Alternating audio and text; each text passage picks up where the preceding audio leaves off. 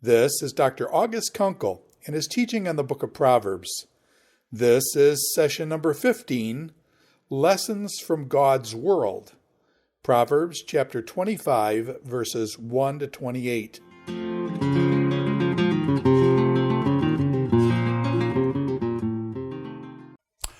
Welcome to a talk on Proverbs. We have been talking about the collections of Proverbs that are given under Solomon's name, beginning with chapter 10. What we have said is that these various collections have been made at different points in time, and we have also observed that the collections seem to be associated with the court of a king. They are all associated with Solomon, who of course is known as the most wise of kings. But when we come to the second major collection after chapter 10, it is said to have taken place during the days of Hezekiah. So when we come to Proverbs chapter 25, verse 1, we read that these are the Proverbs of Solomon, which the men of Hezekiah, king of Judah, have transcribed. It's a little bit of a paraphrase to use the word transcribed, but in this case it has to do with taking something that is traditional and passing it along. These collections have been made about 250 years after Solomon. The time of Hezekiah is about 700 before Christ, whereas Solomon's kingdom ends at about 931 before Christ. So the book of Proverbs has been long in its collection. The collection done under Hezekiah is not nearly as long as the 375 Proverbs that are under Solomon. It also seems to break down somewhat into topics. And so what we're going to do in this little talk is just look at Proverbs chapter 25 and the various topics that are addressed there. We'll begin with what I have called the order of a good society in verses 2 through 7. Some very profound things are really said here in these Proverbs. The first thing is about the mystery of knowledge.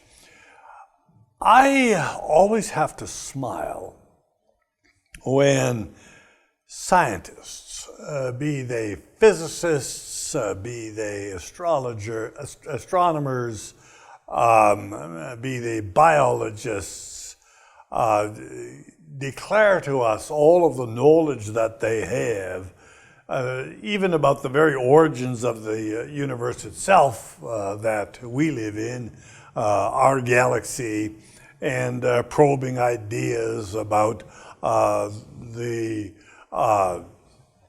distances of the heavens and the age since our earth was formed and all of these sorts of things. Frankly, they're based on very limited observations that we have as humans on all sorts of things that we don't know. I had the privilege of meeting Stephen Hawking a couple of times when I lived in Cambridge.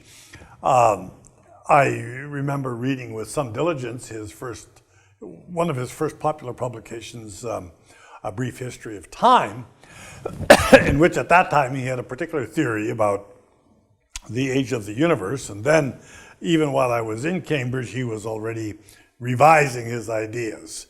What do we actually know about time and distance? Well, the fact is, almost nothing. We don't know what time is. We know how we measure time. But what would time be if I wasn't on planet Earth? And then, of course, we have a physicist such as Einstein, who really was the predecessor of Stephen Hawking in many ways, who said to us that time is as elastic as a rubber band. that it isn't in any sense a fixed entity, nor is distance a fixed entity. Well, all those things could be true because they're all creations of God, and we only know them from a very relative perspective, a limited perspective. That's the point of this proverb. What we know is very limited. I wish those who had such a profound trust in what they think are the vast knowledges of science could take these proverbs a little more seriously. What we should see in the heavens is what Psalm 19 tells us about and what this proverb says. We should see God's mystery and God's glory in the heavens. This proverb puts it in an interesting way. It is the glory of God to hide things. They're a mystery to us. We probe them. We're meant to probe them. We're meant to see what they're all about. But our ability to actually know them is very limited. And contrasting to that is the king. It's the king who can discern things, who can make decisions about people and know things about people. And of course, there's another comparison that can be made with the king. It is the king's business of what he should know, relationships between people. But the other thing about the king is the things that we don't know, his mind. What is he thinking? And what may he do? So this proverb reminds us of what knowledge we are to have as humans, what knowledge we don't have as humans. What we need to have for success is to be genuine. What we need to have is true character. If you want to have silver, if you want to have gold, you have to smelt out what is called the dross, the residue of the various other minerals and rock that may be in the metal. And so in the same way, society has got to root out those things that will corrupt it. What we need to have, if we're going to have dignity, is humility. There's nothing also that I find so contradictory as very proud people who actually make themselves look very, very foolish because of their pride. Beware of trying to promote yourself. It's better to start accepting the low place and be asked to move up, because as this proverb says, if you sit at the dignified place in the table and someone else has to say, oh, I'm sorry, that's reserved for someone else, it's going to be a humiliating experience. Resolving disputes. We will always have disputes. We will always differ with each other in terms of opinion. And this proverb warns us, now, be careful about getting into an argument with your neighbor, and be careful about going to court, because it may not turn out like you think. I'm always reminded here of the words of Jesus. When you differ with a brother, this is someone who shares your worldview, your perspective, your faith, and you have differences. The right thing to do is to make sure that you discuss between the two of you how this can be resolved. And if you can't do it that way, then bring in a few others to mediate the situation. And if you can't do it that way, take it to the congregation. You know, I've seen this work. We have this tendency, no, I'll just take you to court. But that isn't necessarily the best solution. And I remember one time when I was a pastor, there were two families in a village that were at terrible loggerheads with each other. They were both good families, but they had disputes over many things. They asked me if I would mediate one of their meetings. It was the most interesting thing. We got into this garage. It was a huge garage. There was 15 or 20 of us all together around in this big circle. And frankly, all I did was sit there. I don't recall that I ever said anything. And we all left and they were reconciled. It was just an amazing thing to watch it all happen. But they needed someone else there, just one other person, which kind of controlled a little bit about what they would say to each other, because there was one other neutral person present. Well, that's what this proverb is about. It's also about, be careful of what you think about yourself. You think your case is so strong, it might not be that good. And here I'm reminded of Psalm 139. Most interesting. It begins with a declaration, an indicative sentence. You have searched me, O God, and you know me. And then the psalm goes on to describe the intimacy with which God knows every single one of us, every movement we have, every place where we are, and it doesn't matter where we might go, God knows. And then the psalm ends with a prayer, an imperative. Search me, O God. Now that's kind of interesting. If God has searched me and knows me, why does the psalmist say, search me and know me, and see if there be in me a way of pain, etzev. Here we have that word about pain again. See if I'm the one who's saying the wrong words, and so forth. Now, what is the case in the psalm? The case in the psalm is very clear. The psalmist believes that he knows God's enemies. And he says, I hate your enemies, O God, with a passion. But there's a little bit of a question in his mind. What if it turns out that his enemy is not God's enemy? You know, that's a possibility. We think we know who God's enemies are, but maybe it's just our enemy and not God's enemies. So the psalmist has to pray. God is the one who knows, and that's his comfort. I don't know. You have to search me. These proverbs are saying the same sort of thing. Confidentiality. When you've got a dispute, you make sure that you keep confidential that information which is confidential. The power of words. And we've already referred to this proverb in verse 11, like apples of gold in an engraving of silver, so is a word. On its wheels is literally what the Hebrew says. So you have to kind of wonder, what does it mean for a word to be on its wheels? And what does it mean for a word to be an apple of gold in an engraving of silver? But the general gist of it, whatever the specific metaphor, is pretty clear. The essence of it is to depict the kind of thing that's on the pillar of the temple. It's a chain that works as a lattice, and on it are hanging the little pomegranates, and the whole thing beautifies this ornamental pillar that stands in front of the temple. It's just perfect. It just does what it's supposed to do in its place there on the pillar.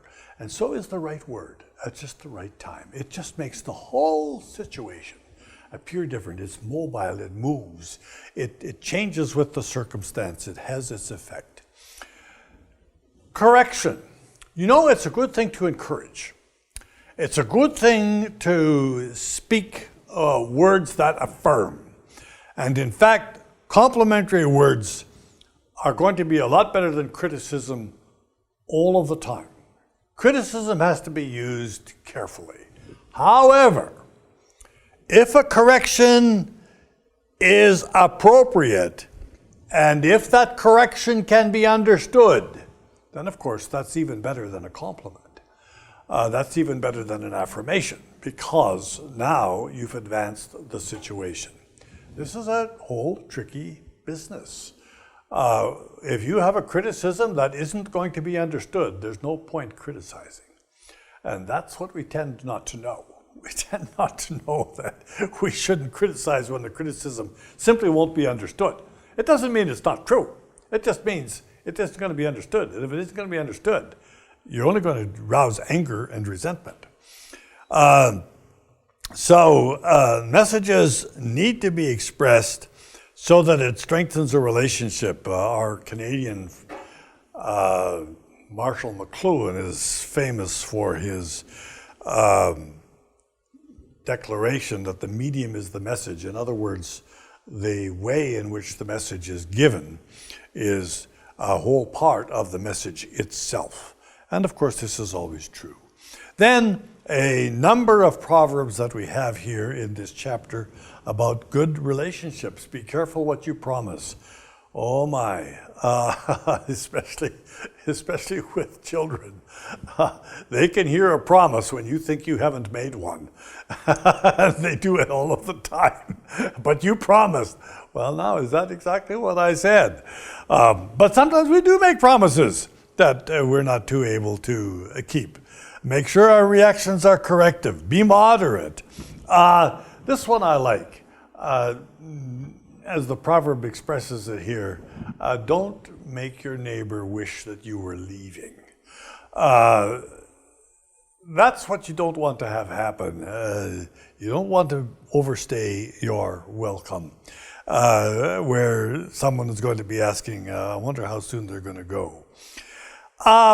Mercy is the best revenge. Paul quotes this, of course. When you show mercy and favor to your enemy, you heap coals of fire on their head. That is actually true. Most of us don't manage to do it very often. And sometimes even our attempts at trying to do it aren't very good. But I have to say that I have seen this work wondrously, where someone does something that really is intended to hurt, and where the person simply responds in doing the opposite to the offender. Offenders just don't know what to do with that. How do they deal with this good favor that's been shown to them by someone who just intended to injure them? It's like burning fire under your feet.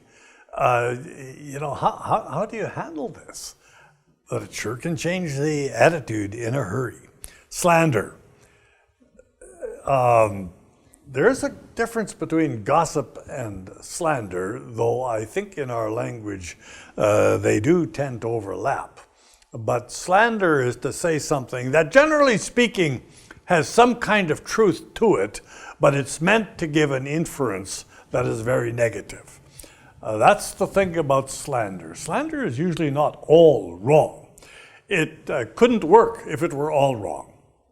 There's always something to it that's true, but of course, it's concealing part of the whole picture. A contented home better than a rich home, better to dwell in a small house than in a broad house with a lot of complaining. Long-awaited news is like refreshing water. How true that is. The righteous can sometimes be wronged.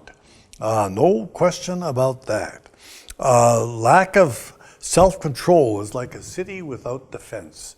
What a wonderful metaphor that is. You know, cities had to be defended with big walls, but if you don't know how to control your own emotions, you really have removed from yourself all the kinds of protection in relationships that you need. These are some of the thoughts of the Proverbs that the men of Hezekiah collected.